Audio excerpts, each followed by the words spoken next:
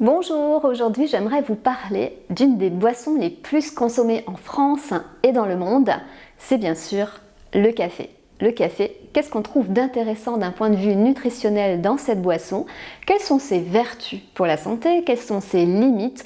Quel café choisir? Eh bien restez bien avec moi jusqu'à la fin de cette vidéo, je vous dis tout sur le café. Avant de démarrer, pensez bien sûr à vous abonner à cette chaîne si ce n'est pas encore fait, donc cliquez sur le bouton rouge juste en dessous de la vidéo et pensez à activer la petite cloche qui vous permettra de recevoir une notification à chaque nouvelle vidéo. Et puis si mon approche nutrition vous intéresse et que vous voulez aller plus loin, pensez à télécharger également mon guide nutrition 100% IGEBA. Vous y trouverez dans ce guide une semaine de menu avec 10 recettes saines et gourmandes et les explications qui vont avec pour bien mettre en place cette alimentation chez vous. Et bien pour l'obtenir, c'est tout simple, regardez dans la description de cette vidéo, vous y trouverez le lien de téléchargement. Alors le café. Qu'est-ce qu'on a d'intéressant dans le café? Tout d'abord, si on le choisit sans sucre, sans lait, sans crème, donc un bon café noir tout simplement, eh bien il n'y a quasiment pas de calories. C'est une boisson qui apporte quasiment pas de calories, il n'y a pas de sucre, il n'y a pas de protéines, il n'y a pas de graisse ou très peu sous forme de traces. Donc une tasse de café va apporter quasiment rien finalement, donc ça permet d'hydrater efficacement l'organisme. D'un point de vue minéraux et vitamines, on va trouver des vitamines du groupe B, vitamines B5, B6 par exemple, qui rentrent dans de nombreuses réactions enzymatiques du corps, donc ça sert toujours de consommer des vitamines du groupe B.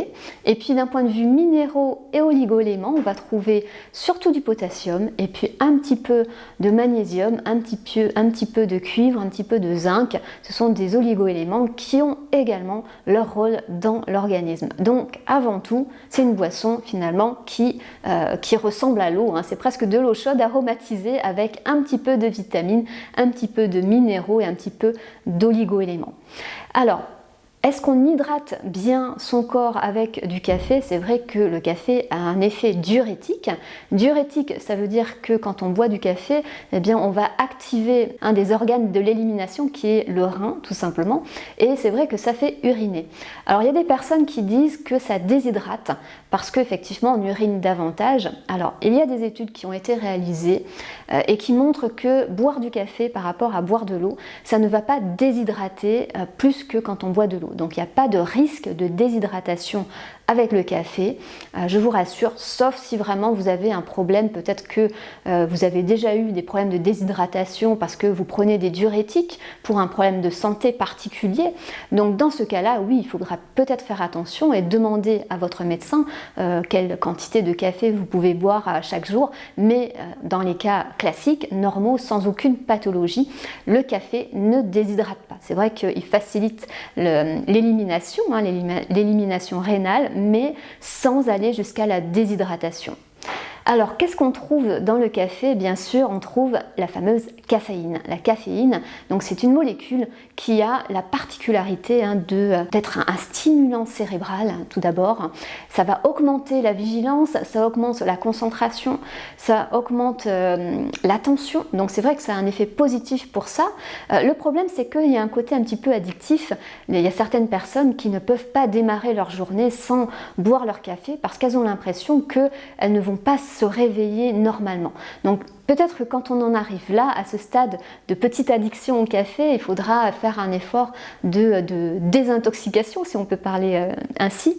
En tout cas, de laisser son corps se réveiller de lui-même sans avoir recours forcément à un stimulant cérébral et apprendre à apprécier le café pour son goût tout simplement et pour ses vertus autres que l'effet stimulant sur le cerveau.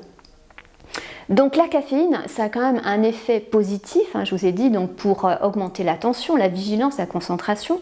Par contre, c'est vrai que quand on en abuse ou quand on est sensible à cette caféine, on peut avoir le revers de la médaille. On peut avoir, par exemple, quand on abuse du café, des palpitations, c'est-à-dire que la fréquence cardiaque augmente.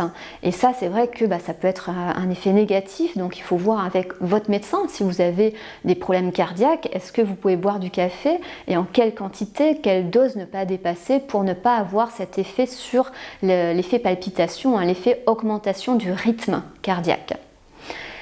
Et puis bien sûr, la caféine, ça a un effet également sur le sommeil, donc surtout pour les personnes qui sont sensibles, au-delà d'une certaine dose, ça peut effectivement retarder l'endormissement ou provoquer des réveils nocturnes. Vous savez, on parle souvent du café de 4 heures qui est le plus mauvais, hein, parce que la caféine a un effet retard, effectivement, quand on le boit vers 16h, 17h, on peut avoir des difficultés à s'endormir vers 22h, 23h parce que la caféine agit à ce moment-là. Donc il suffit pour cela d'apprendre à se connaître, hein, de savoir quelle dose de café, jusqu'à quelle dose je peux aller et est-ce que je peux boire un café à 4 heures de l'après-midi ou au contraire, est-ce que je dois éviter de boire ce café à 4 heures de l'après-midi parce que ça m'empêche de trouver le sommeil le soir. Donc c'est une question un petit peu d'individualité, de savoir jusqu'où on peut aller.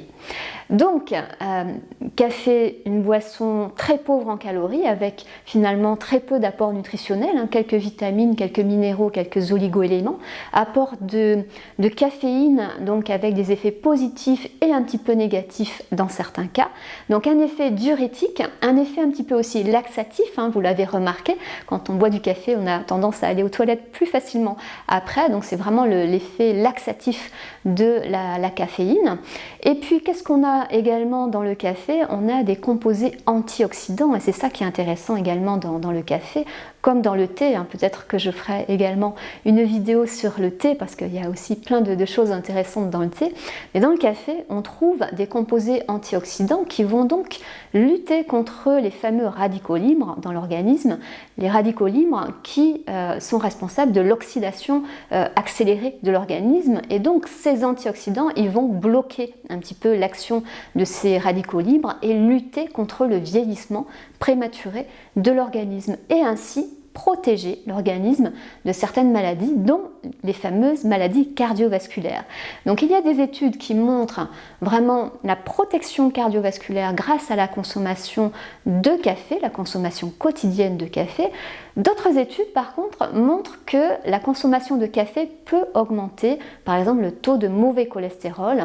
Donc ça va dépendre un petit peu du type de café, du mode de préparation. Vous savez, le café, on a le mode de préparation infusé quand on fait du café filtre ou quand on se prépare un expresso, hein, le café il est infusé. Par contre, quand on choisit un café à la turque, là le café il est bouilli et on n'a pas les mêmes effets. Donc peut-être que dans ce cas-là, quand le café il est bouilli, ça a tendance à augmenter un petit peu le taux de mauvais cholestérol. Donc attention, si vous êtes concerné, si vous avez un taux de cholestérol un petit peu élevé, faites attention à ne pas prendre de café à la turque, choisissez plutôt un café expresso ou un café filtre à la cafetière tout simplement. Alors autre chose sur la caféine que je n'ai pas précisé tout à l'heure, c'est qu'il y a des variétés de café qui sont plus riches en caféine, hein, notamment le Robusta est plus riche en caféine que l'Arabica, et puis ça va dépendre également de comment vous le préparez. La caféine, c'est une substance qui se diffuse dans l'eau, dans le café, de façon assez tardive. Et il y a des personnes qui vont penser que plus le café est fort en goût et plus il contient de la caféine. Et ça, c'est faux. La caféine, c'est donc une substance qui diffuse en fin, donc au bout d'un moment, et on va la retrouver majoritairement dans le café filtre. Quand vous faites du café dans une cafetière avec un filtre, il y a plus de caféine dans une tasse de ce café que dans un expresso, parce que dans un expresso, le temps d'infusion est très court, donc la caféine n'a pas beaucoup le temps d'infuser et donc de se retrouver dans le café. Donc ça, c'était quelque chose que je voulais préciser absolument. Donc vous voyez finalement avec le café, on a vraiment des effets positifs sur la vigilance, l'attention, la concentration. Évidemment, on a le revers de la médaille, peut-être quand on en boit trop ou quand on le boit aux mauvaises heures, ça va dépendre un petit peu de chacun.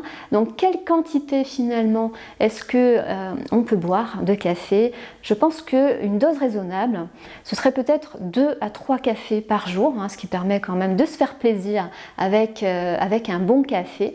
Au-delà, peut-être que ça commence à faire beaucoup, alors ça va dépendre un petit peu aussi de la taille des tasses, mais 2 à 3 tasses, je pense que c'est une bonne dose, on va dire, de café sur la journée. Ensuite, quel café choisir? Je vous ai dit que le café qui apporte pas de calories ou très peu, c'est le café noir sans sucre, sans lait, sans crème. Donc bien sûr, je vous invite à préférer ce café-là. Évitez de rajouter du sucre, évitez de rajouter du lait ou de la crème. Alors le lait, le café au lait, c'est vrai qu'il est un petit peu plus lourd à digérer. Pourquoi? Parce que finalement, les tanins du café vont faire précipiter les caséines du lait. Les caséines, ce sont certaines protéines du lait. Et du coup, elles vont avoir plus de mal à être digérées par l'organisme sous cette forme. Donc c'est pour ça que le café au lait est plus lourd à digérer, mais il n'est pas toxique pour autant. Je vous invite à éviter autant que possible les cappuccinos, le café macchiato, le café, les différents cafés aromatisés, sucrés, où il y a des ajouts de toutes sortes, que ce soit ceux qu'on trouve en poudre dans le commerce ou par exemple sur les aires d'autoroute. Vous savez, dans les machines à café, on trouve tout un tas de cafés différents, cafés aromatisés, cappuccino, etc. Préférez toujours le café noir autant que possible, parce que toutes ces autres formes de café contiennent bien sûr des sucres ajoutés, peuvent contenir des additifs alimentaires de toutes sortes, et puis d'autres apports nutritionnels qui ne sont pas forcément intéressant. Donc le mieux, c'est de rester sur un bon café noir, un bon petit expresso ou un café filtre, comme vous préférez. Voilà pour cette vidéo, j'espère qu'elle vous sera utile. N'oubliez pas de poser vos questions en commentaire, je serai ravie d'y répondre. Et on se retrouve la semaine prochaine pour des nouveaux conseils nutrition, minceur et mieux-être.